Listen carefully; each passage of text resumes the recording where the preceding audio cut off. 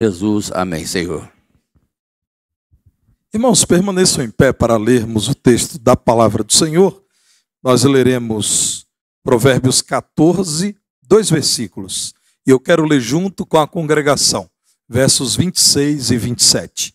Ao longo do mês de maio, em todos os cultos dominicais noturnos, temos falado de conselhos ou sabedoria do alto para a sua casa. Hoje, Provérbios 14, versos 26 e 27, são os dois versículos bíblicos que fundamentam o ensino do Senhor para o seu lar, para a sua família. Vamos ler juntos? No temor do Senhor tem o homem forte amparo, e isso é refúgio para os seus filhos.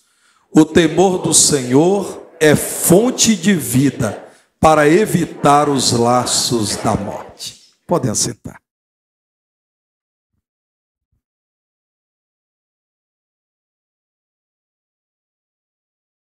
Este capítulo é uma apresentação comparada da vida, da postura, dos valores do ímpio com o justo. Quem é o ímpio? Aquele que não demonstra priorizar as coisas espirituais. Aquele que loucamente despreza o Senhor e a sua palavra. Aquele que vive ao seu modo, tantas vezes dizendo não a Deus. E quem é? O piedoso, o justo, o crente, que humildemente reconhece que precisa encontrar em Deus, o autor da sua vida e o sustentador da sua casa, o auxílio para prosseguir cuidando da sua família. O conhecimento das Escrituras e a sua vivência como lei de Deus é a grande diferença, segundo aquilo que recebemos em Provérbios, do ímpio em relação ao justo. Há um homem que serve ao Senhor e valoriza a sua palavra, em contraste com o homem que despreza o Senhor e a sua palavra. Aqui mesmo, no livro dos Provérbios, no capítulo 1, verso 7, a palavra do Senhor diz que o temor do Senhor é o princípio do saber, mas os loucos desprezam a sabedoria e o ensino. Tão grave é viver neste mundo mau, ao largo da vontade de Deus. Tão perigoso é para a família desprezar os conselhos do Senhor, que a palavra de Deus diz, somente loucos são capazes de virar as costas para Deus, e Deus não será nem um pouco menos Deus, e seguirem como se nada tivessem a receber do Senhor.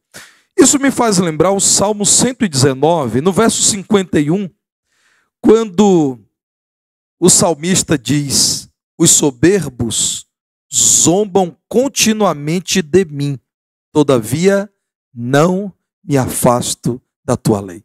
Não sei você, mas eu me identifico com esse versículo. Ao longo da vida, eu fui criado no Evangelho. Algumas vezes, soberbos zombaram de mim quando mencionei a palavra de Deus. Mas só pela graça de Deus, eu e você podemos dizer, mesmo quando zombam da nossa fé, não nos afastamos da lei do Senhor.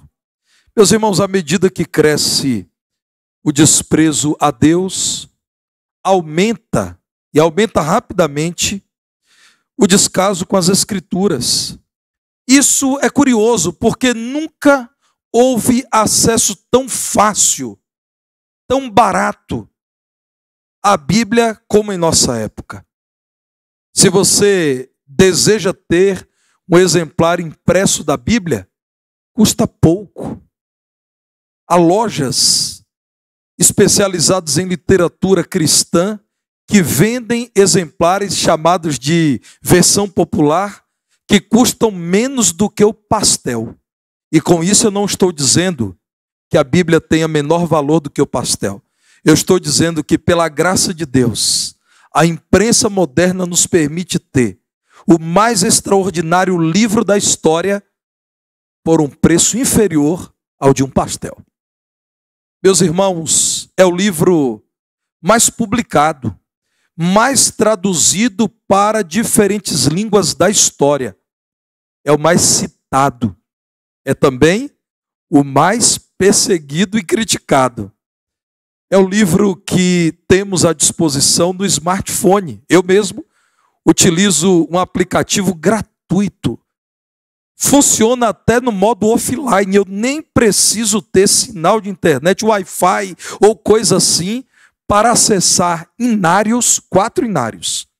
Bíblia, toda a Bíblia, em diferentes versões, com dicionário, com comentários e ainda com devocionais diários. Irmãos, me parece que a sensação que temos de que a Bíblia está à nossa volta nos fez perder o senso de urgência para o encontro com a palavra de Deus. Porque essa é uma época de desprezo.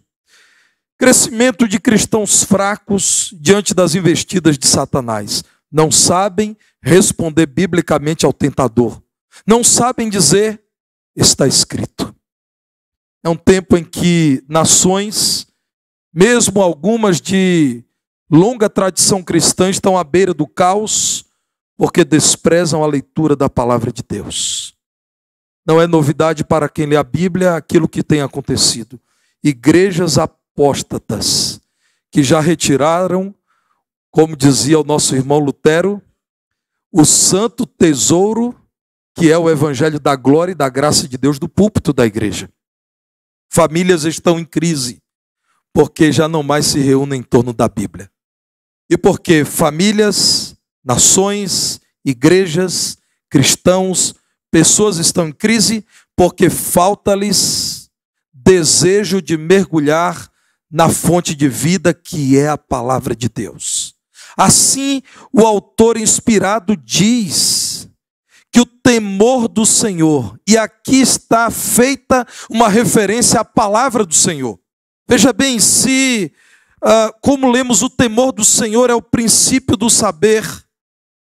O temor do Senhor, então, é conhecer a vontade do Senhor. O temor do Senhor, diz o verso 27 de Provérbios 14, é fonte de vida para evitar os laços da morte, as armadilhas da morte.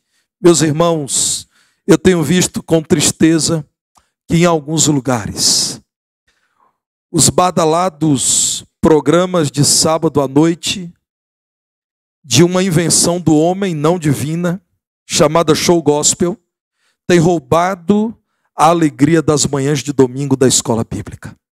Isso não acontece, graças a Deus, na Igreja Batista do Barro Preto. Na verdade, há dias em que nós precisamos nos espremer aqui, porque esse grande auditório fica pequeno.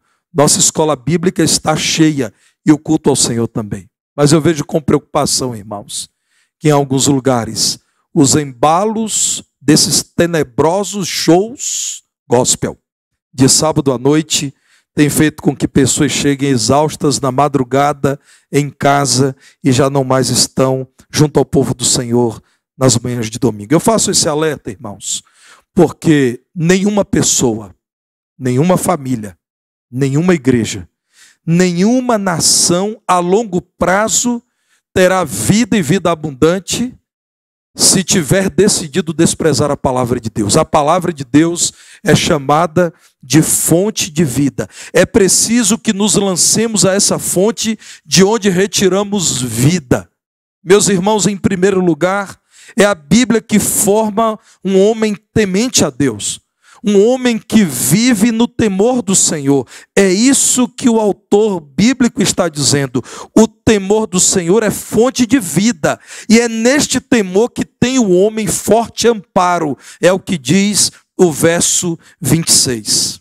Lembrem da oração de Jesus. A oração de Jesus é, na verdade, um conselho aos discípulos. Vamos além da oração de Jesus em João, no capítulo 17. Dessa oração chamada de sacerdotal, aquela em que ele apresenta os discípulos ao Pai, próximo à hora da sua morte. Jesus diz assim em João, capítulo 17, verso 14: Eu lhes tenho dado a tua palavra, e o mundo os odiou. Nada mudou, irmãos. Nada debaixo do sol é novidade. Jesus dizia daquilo que acontece em nossos dias.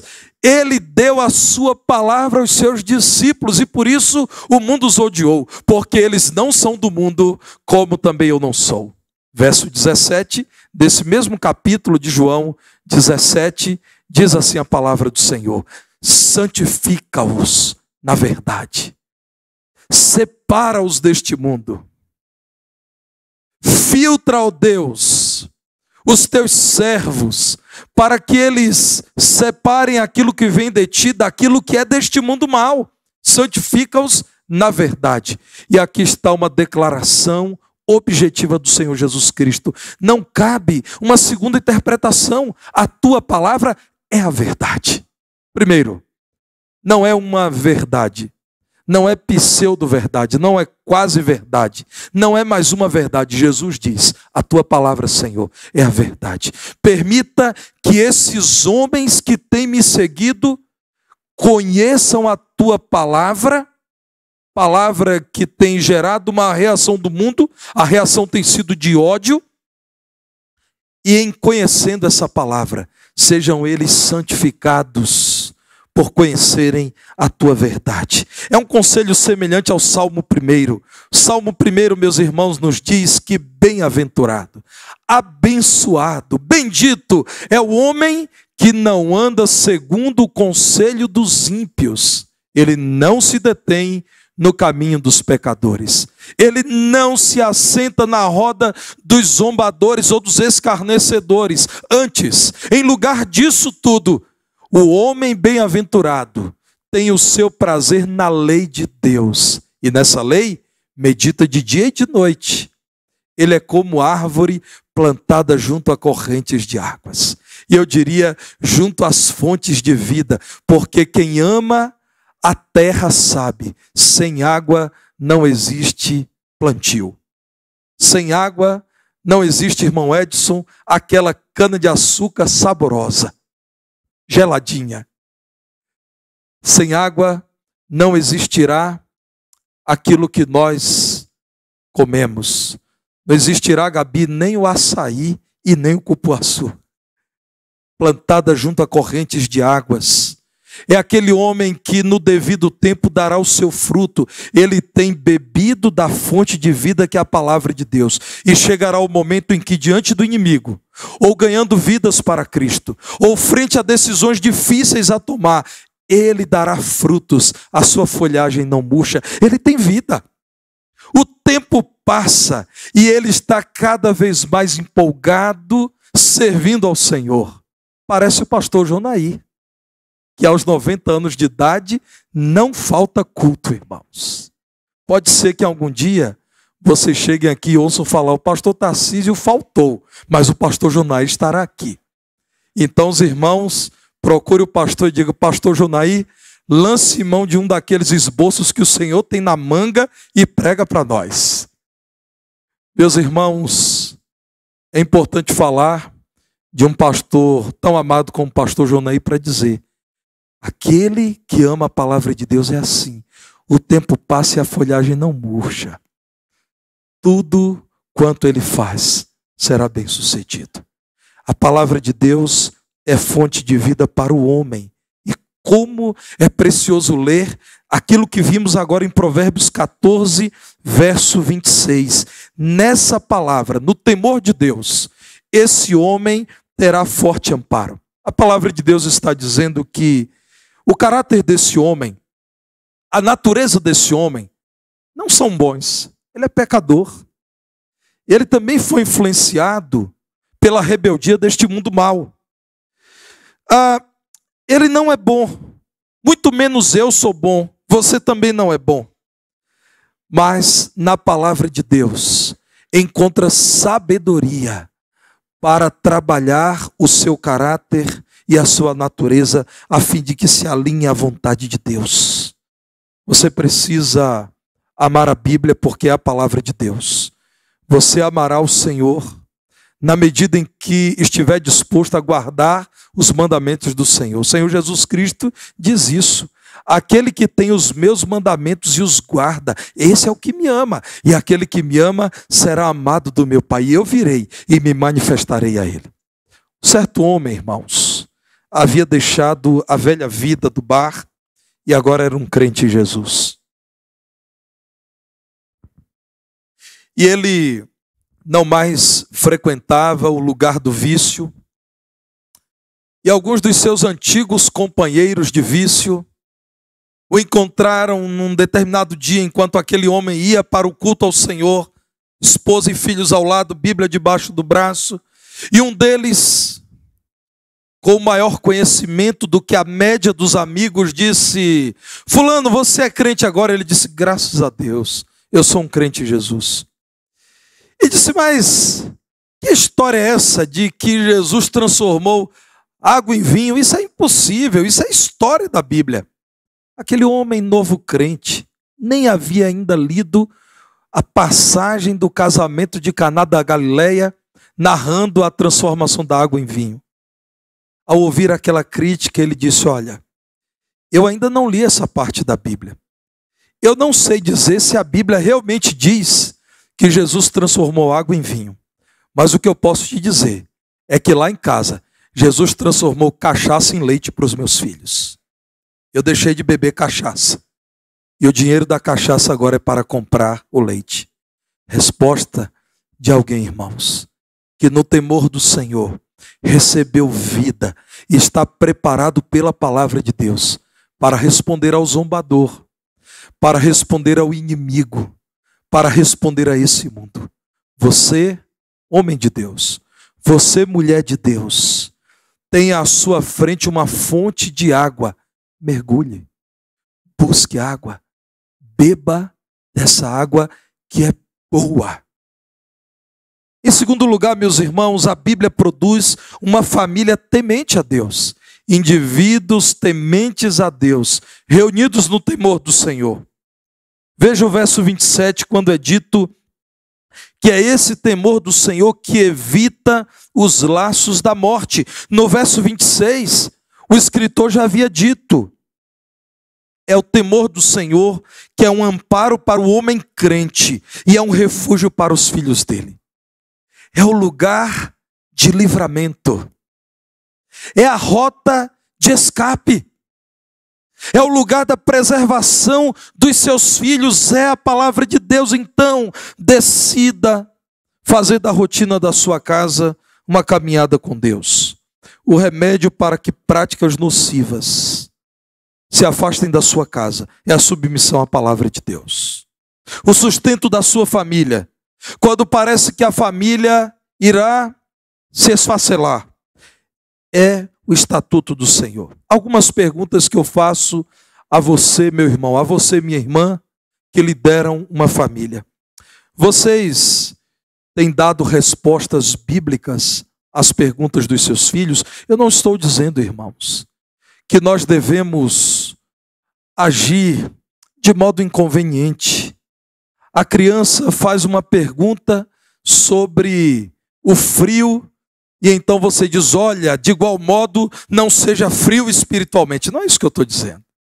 Mas eu estou dizendo coisas do tipo: quando uma criança ouve falar uma notícia acerca da dificuldade econômica do país, você tem dito ao seu filho, à sua filha, ao seu neto: mas devemos buscar ao Senhor em primeiro lugar, e todas as outras coisas, a comida, a roupa, a casa, nos serão acrescentadas. Respostas bíblicas formam uma mentalidade bíblica, uma visão bíblica da vida. Você tem acompanhado seu filho à escola bíblica dominical? Irmãos, eu já conheci pessoas, não aqui em Belo Horizonte, eu falo de outras cidades, que levavam os filhos à escola bíblica domingo pela manhã, no carro, abriam a porta do carro, os filhos iam para a escola bíblica e eles iam curtir o domingo. Isso pode dar certo por um pequeno período da vida, mas eles crescem. Em algum momento eles se perguntarão: o que papai e mamãe fazem quando nós estamos na escola bíblica? Nós queremos ir lá também. Decida Você que é casado com a sua esposa ou com seu esposo, fechar a porta de casa e trazer a chave para a igreja enquanto é possível. O seu filho traz Bíblia para o culto? Particularmente, irmãos, eu até prefiro que todos tragam a Bíblia impressa. Mas honestamente eu preciso dizer que se o seu filho está comprometido em não acessar qualquer outro conteúdo, entrou aqui, ele clicou lá desabilitando o Wi-Fi, transmissão de dados móveis e abriu só um aplicativo da Bíblia. Concordo.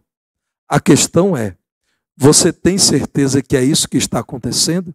Porque, irmãos, como adulto, pastor, eu tenho dificuldade em utilizar o aplicativo da Bíblia durante o culto, porque eu estou lá lendo. Daqui a pouco surge um box dizendo promoção imperdível, repolho a R$ 1,99. Aí eu já fico pensando, meu Deus, será que tem repolho lá em casa? Eu sou adulto, irmãos, pastor, e eu não me considero preparado para ter o sinal de internet livre, lendo o texto bíblico e recebendo as viagens. Aí daqui a pouco surge lá outro box. Passagens para a Bahia, R$ 49,99. Corra lá agora. A vontade de ir no banheiro da igreja e dizer, não, eu vou lá ver pai e manhã, né? Irmãos, vocês têm certeza que os filhos de vocês têm uma Bíblia deles? Se possível, com uma dedicatória de vocês? E o culto doméstico? Há um dia na semana em que acontece? São perguntas importantes, porque a palavra de Deus produzirá vida em sua casa. Uma família que com alegria, com naturalidade, com prazer, se vê em torno da Bíblia, está se preparando, inclusive, para enfrentar os dias maus. A Bíblia, a palavra de Deus, é fonte de vida, é fonte de saúde para a sua casa. Mas a palavra de Deus ainda me leva a entender que nós devemos, em alguns momentos, quando os filhos crescem, fazer com que cresça também a firmeza. Eu conheci o caso de um pastor cujo filho disse ao pai, pai, eu fui criado na igreja há tanto tempo, eu quero ir ao carnaval. E o pai disse, tudo bem, meu filho, mas carnaval é perigoso, eu vou com você. O menino assustou, o senhor, pai? Meu pai ainda pastor da igreja, ele disse, ué, eu achei que você fosse um crente em Jesus, se você vai em algum lugar eu posso ir, pois eu vou no carnaval com você. Em algum momento o filho disse, pai, eu já desisti dessa ideia, levar meu pai, um pastor para o carnaval, não. E o pai então disse, meu filho, se você tem vergonha do seu pai, você não tem vergonha de Deus? Você seria capaz, como um cristão, de ir ao carnaval, mas você não quer que eu, seu pai, que sou falho, que sou pecador, vá? E o pai disse, agora, se você quisesse ir mesmo, eu ainda iria levar minha Bíblia para ficar passando tempo lendo a Bíblia lá. Imagine, irmãos. Não seria mais o nível do mico, né? Seria do King Kong. Pensa aí, Robson, o pastor com seu blazer, sua Bíblia, tem que ser Bíblia de pastor, tem que ser Bíblia grande, Bíblia de estudo Shed, desse tamanho assim. Bíblia de estudo de Genebra.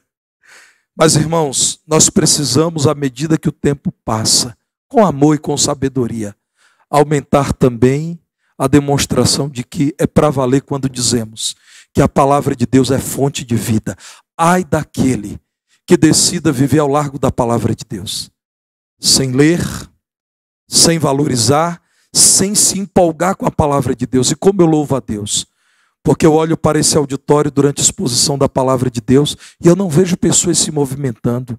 Eu vejo pessoas atentas, abrindo a Bíblia, conferindo o texto bíblico. Isso é postura, irmãos, de alguém que sabe que não dá para perder um segundo sequer do contato com a palavra de Deus. Irmãos, esse mundo perdido não brinca em serviço. Satanás não perde tempo, trabalha sem parar. Nisso ele é bom. Nós precisamos valorizar o acesso que o Senhor nos tem dado à sua palavra. A Bíblia sempre marcará a vida dos filhos criados numa família que lê a Bíblia. Talvez você até diga, pastor, eu ensinei a palavra, eu levei para a igreja. Meu filho hoje está um pouco frio. A minha filha não tem vindo à igreja. Calma, meu irmão. Sementes bem plantadas, a seu tempo frutificarão. Eu gostaria que rapidamente você pudesse ver os seus filhos aqui. Mas tenha calma, tenha paciência. Enquanto você aguarda, aguarde em oração.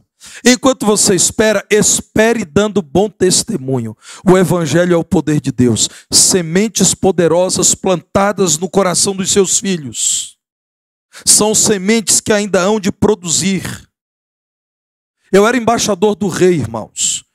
Quando num acampamento de embaixadores ouvi o testemunho de um irmão muito precioso chamado Paulo. Ele disse que foi criado no evangelho, foi criado na segunda igreja batista de Feira de Santana. Mas na juventude, trabalhando dinheiro no bolso, ele se afastou da igreja e já não ia mais com os pais para o culto. E agora ele já estava andando com uma turma estranha, turma da algazarra. E ele conta que numa Copa do Mundo qualquer, o Brasil perdeu um jogo lá, seleção brasileira de futebol, e ele estava com a turma, e no meio da turma alguém pegou uma pedra e jogou numa vidraça de uma loja. Acontece que perto dali estava uma viatura da polícia militar. E quando ele ouviu aquela sirene, ele saiu correndo no centro da cidade. E cada amigo correu para um lado e para outro. Nessa hora a amizade não mais existe. É um salve-se quem puder. E ele diz que não percebeu. Sem querer, ele correu para o lado da igreja. A igreja que ele já não mais frequentava. E ele entrou no culto. Porque ele não queria que a polícia o encontrasse. Ele estava agora sentado num dos bancos da segunda igreja batista. Dizendo: ó Deus, tenha misericórdia de mim. Eu um dia saí desse lugar porque eu considerei esse mundo interessante. E agora eu estou aqui morrendo de medo de um policial ter me visto entrando aqui. E o pior, se entra um policial aqui para me recolher, essa igreja inteira verá essa cena. E ele então caiu em si. Ele disse: eu não tinha a mínima condição de ouvir o que o pastor estava pregando. Mas eu caí em mim como aquele homem que tinha tudo na casa do seu pai amoroso, mas decidiu ir embora e se viu em meio às comidas dos porcos, às bolotas, à lavagem dos porcos. E de repente eu estava na casa do pai dizendo: Senhor, tenha misericórdia da minha vida, me aceita de novo. Naquela noite, irmãos, em que ele disse que não ouviu nada do que o pastor pregou, na consciência dele o trabalho do Espírito Santo levou ao arrependimento e em instantes ele estava lá na frente dizendo: eu creio em Cristo Jesus. Eu já o conheci depois desse retorno ao Evangelho, embaixador do rei, e eu era um adolescente, ouvindo tudo isso. E naquele dia em que eu ouvi Paulo, querido Paulo, dizendo tudo isso, eu pensei: Senhor, me ajude para que eu nunca seja aquele que abandonou a tua casa. Irmãos, o que Paulo diz é: quando eu sentei naquele dia, correndo da polícia, na hora do culto domingo à noite, na verdade, eu nem precisava ouvir o pastor, porque aquela pregação foi feita ao longo de toda a minha vida. Eu sabia o que era o pecado. Eu sabia o que é a perdição eterna. Eu sabia qual é a vontade de Deus. Eu sabia do amor de Deus. Eu sabia até biblicamente o que é conversão. Eu sabia o que precisava fazer. E naquela hora tudo fez sentido quando, num milagre, eu estava sentado na igreja com medo da polícia, vendo a bobagem que eu fiz da minha vida. Acredite nisso, meu irmão. Talvez você esteja cansado de orar por seu filho. Talvez, minha irmã, você esteja cansada de orar pela conversão do seu esposo. Talvez você comece a acreditar que muita gente que até se declarava sem fé em Deus se converteu, mas aquela pessoa da sua família é diferente, aquele é um caso perdido. Não se entregue a esse sentimento que é antibíblico. Creia que sementes poderosas a seu tempo frutificarão. Um dia, nossos filhos terão que enfrentar o tentador. Um dia, meus irmãos, eles estarão diante do convite do inimigo como eu estive quando tinha 17 anos de idade. Comecei o curso superior. Depois de alguns meses, houve um dia em que o professor adoeceu, não foi dar aula. Então estávamos reunidos ali, estudantes de diversos períodos da universidade. E de repente, um estudante que já estava bem à frente no curso, acendeu um cigarro de maconha. Estávamos na universidade. E então eu continuei ali no meu local, mas rapidamente olhou para mim e perguntou: vai, Tarcísio? Eu disse: não, é claro que não. Irmãos, eu liderava um núcleo de estudos bíblicos no Evangelho de Lucas, da Aliança Bíblica Universitária. Toda quarta-feira de manhã, de 9h30 às 10h30 da manhã, eu estava liderando um núcleo de estudos bíblicos ali num pavilhão. Eu me identificava como estudante de teologia, que seria pastor, mas aquele sujeito me ofereceu cigarro de maconha. Voltei para o seminário, procurei o capelão, pastor José Belarmino do Monte, e disse: pastor, há algo de muito errado comigo. Como pode, pastor? Eu me identifico como crente. Eu sou fundador da Aliança Bíblica Universitária, aqui dessa universidade estadual. Eu lidero um núcleo de estudos bíblicos. E me ofereceram maconha. Eu estou falhando no testemunho. Pastor Belarmino, com seus quase 70 anos de idade, cheio de sabedoria, disse: meu filho, Satanás foi capaz de tentar Jesus, por que não tentaria você? Está tudo certo. E até, irmãos, foi bom para que eu me tornasse uma pessoa mais humilde. Se Jesus foi tentado e ele insistiu por 3 vezes, por que Satanás não tentaria a mim? Então ele disse: volte e continue fazendo o seu trabalho. E todas as vezes que você for tentado, diga não e Deus será glorificado. Chegará o dia em que o tentador irá mirar sua filha. Em que esse mundo mal lançará a rede sobre o seu filho. Chegará o dia em que pessoas mal intencionadas se apresentarão no chat. Lá na área de mensagens do aplicativo de redes sociais, como muito bem intencionadas. Seus filhos estarão preparados? O seu filho precisa hoje ser por você conduzido à fonte de vida que é a palavra de Deus. É no temor de Deus, é no conhecimento da palavra de Deus que está a vida para você, para a sua família e para os seus filhos. Como é impressionante enxergar a valorização da família no texto bíblico. No temor do Senhor o homem está amparado, e esse temor à palavra de Deus será também refúgio para os seus filhos. Que bênção, irmãos. No futuro, nossos filhos entenderão porque alertamos quanto a roupas indecentes. Falamos de eventos que eles não devem frequentar. Corrigimos quando utilizam palavras que são impuras. No futuro, nossos filhos entenderão porque nós não negociamos o pacto de membresia, o pacto de vida e de serviço na Igreja de Cristo. No futuro, eles entenderão como eu entendi quando eu era criança, lá na Bahia. Festa junina. Irmãos, muita gente aqui sabe que é festa junina, desidratada.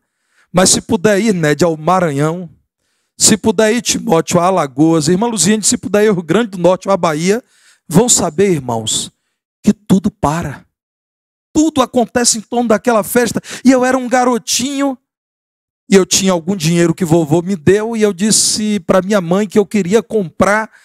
Eu disse na época umas bombinhas. Ela disse: você não vai comprar. Eu disse: mas o dinheiro é meu, mas você é meu filho.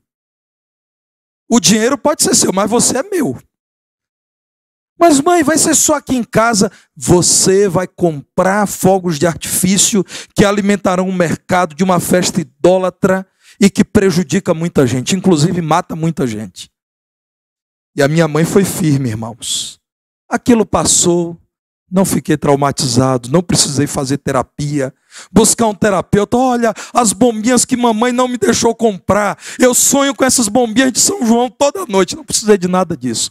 Mas, irmãos, um valor importante ficou em meu coração.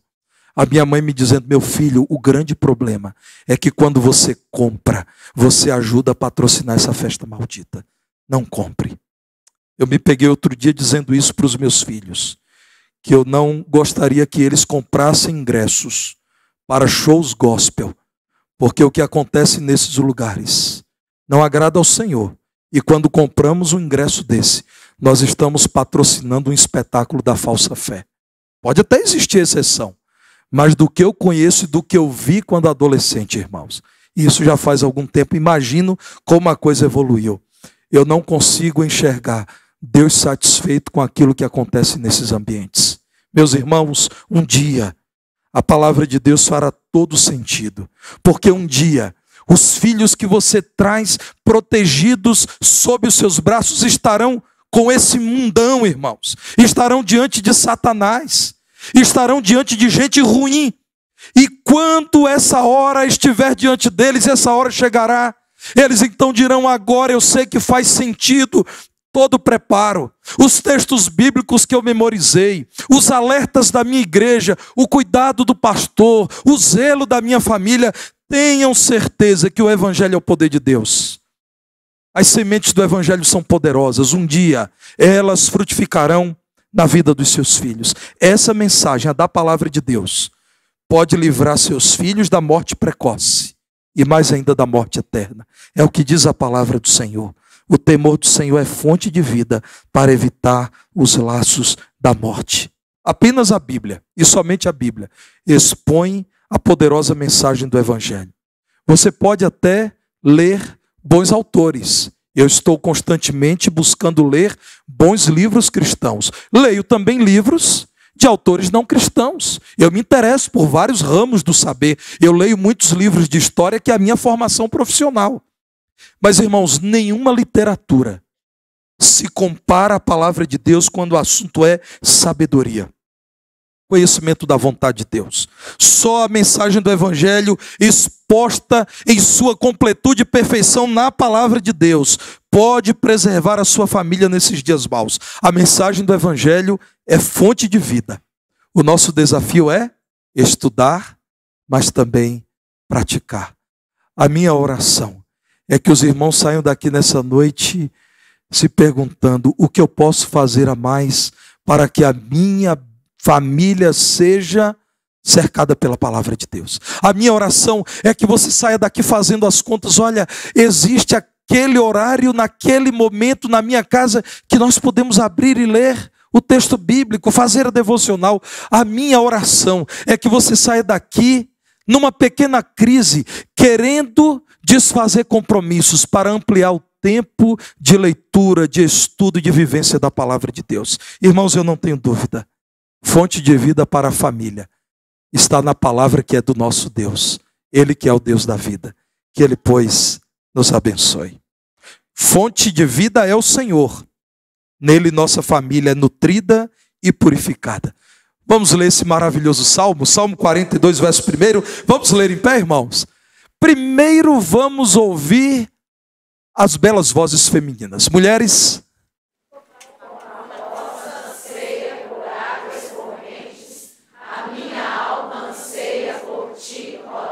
Agora as potentes vozes masculinas. Como a corça anseia por águas correntes, a minha alma anseia por ti, ó Deus.